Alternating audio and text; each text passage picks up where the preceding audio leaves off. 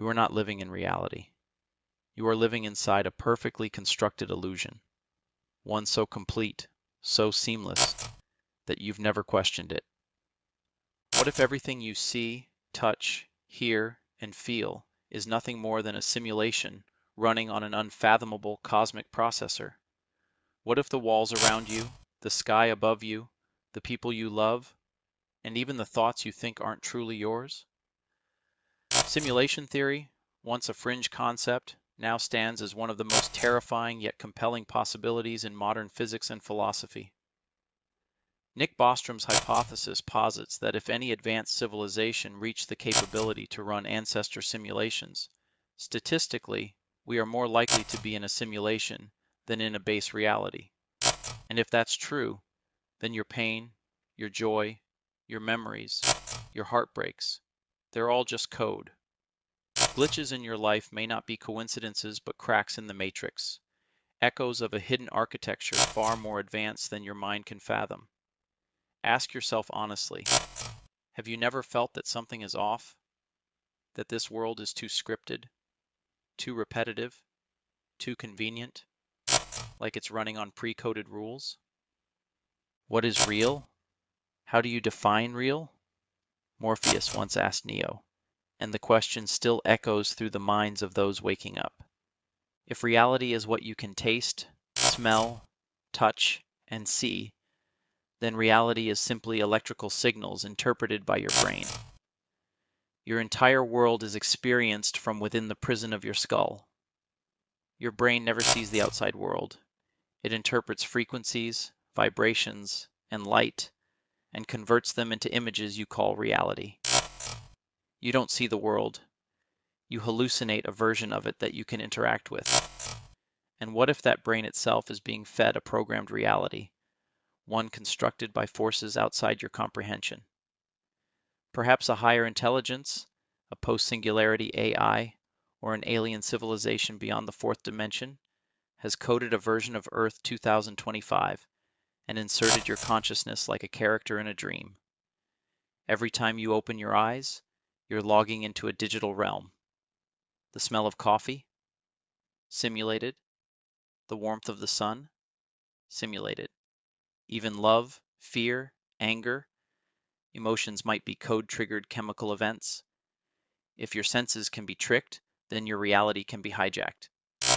And if it can be hijacked, then you are not free. You are inside a cage so sophisticated you don't even see the bars. The matrix is everywhere. It is all around us. Even now, in this very room. It's not just the buildings and the streets.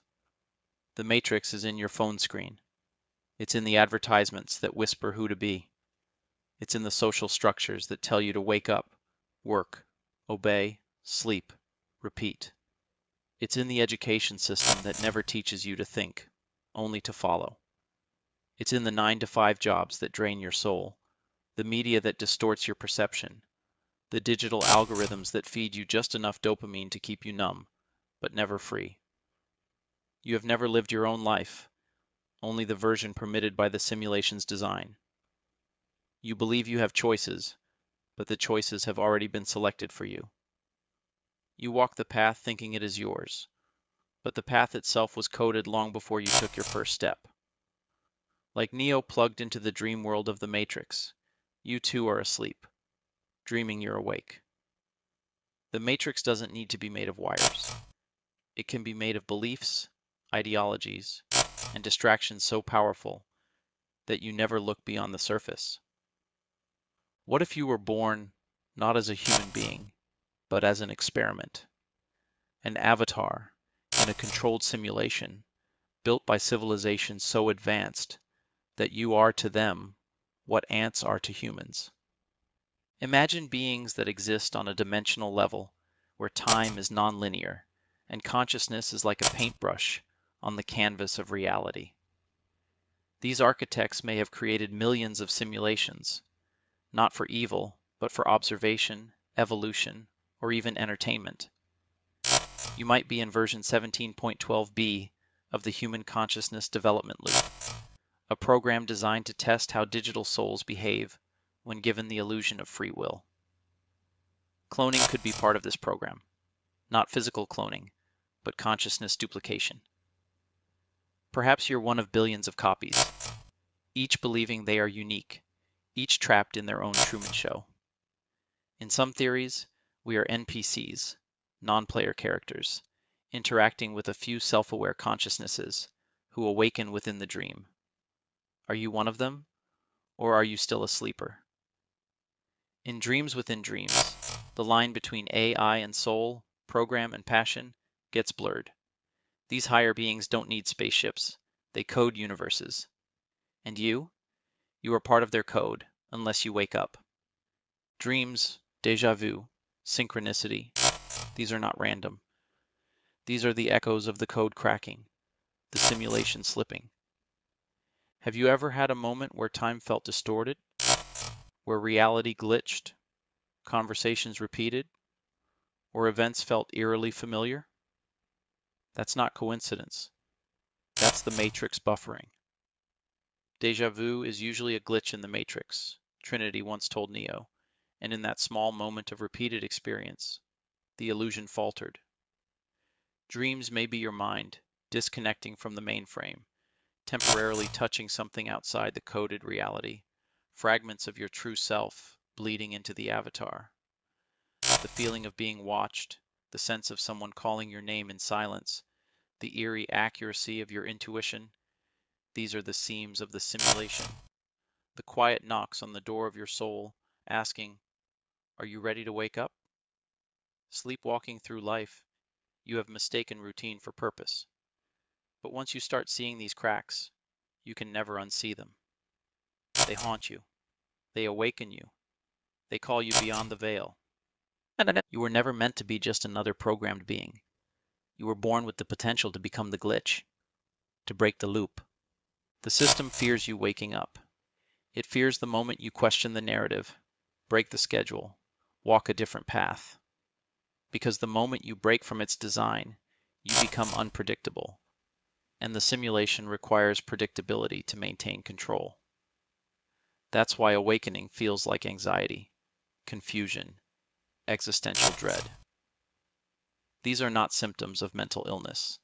They are labor pains of spiritual birth. The more you awaken, the more the system will try to distract you, pacify you, seduce you. It will offer comfort in the form of mindless scrolling, fame, lust, money, power. But those who truly awaken know these are chains made of gold. The real treasure is freedom. You must become like Neo, not a superhero, but someone who chooses truth over comfort, awareness over illusion. You are not a slave unless you choose to remain asleep. To break free is not to fight the matrix, but to see through it, to stop believing in its lies, to remember what you truly are. You are not your name, not your job, not your history. You are not your body, not your gender, not your culture. These are layers of the simulation, like clothes your soul wears while it's playing in this virtual sandbox. You are consciousness itself, pure awareness. You are the observer behind the thoughts, the stillness beneath the noise. Once you stop identifying with the role and start recognizing the player, the simulation begins to lose power over you. The chains dissolve not by force, but by realization. When Neo finally understood that the bullets weren't real, that he was more than his digital body, he no longer needed to dodge them. They could no longer harm him. That is the power of inner awakening. To see the illusion for what it is, and still walk through it, not as a victim, but as a lucid dreamer. So the question is no longer, is this real?